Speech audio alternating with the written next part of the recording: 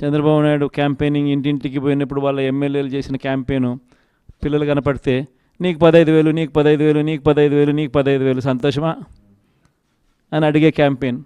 వాళ్ళ అమ్మ కనపడితే నీకు 18,000 సంతోషమా అని అడిగే క్యాంపెయిన్. వాళ్ళ ఇంట్లో ఇంకొక ఆడవాళ్ళు కనపడితే నీకు మళ్ళీ 18,000 సంతోషమా అని అడిగే క్యాంపెయిన్. వాళ్ళ ఇంట్లో ముసలోళ్ళు ఎవరైనా బయటకు వస్తే నీకు నెలకు 4,000 పెన్షన్ సంతోషమా అని అడిగే క్యాంపెయిన్. ఈ క్యాంపెయిన్తో, ఈ మోసంతో, ఈ ఆశతో ఓ 10% జనాదులు మన దగ్గర నుంచి దూరం అయ్యారు. కానీ మళ్ళీ ఏమైంది? మళ్ళీ చంద్రబాబు నాయుడు పాలన వచ్చింది. మళ్ళీ ఇదే చూస్తూ ఉన్నాం. ఈరోజు 22 నెలలు అయిపోయింది. స్కూళ్ళు తెరిచినాయి, పిల్లలు బళ్ళకు పోతూ ఉన్నారు. కనీసం జగనే ఉంటే కనీసం అమ్మఒడి కింద 15,000 ఈ పాటికి జగన్ ఉంటే వేసి ఉండేవాడు.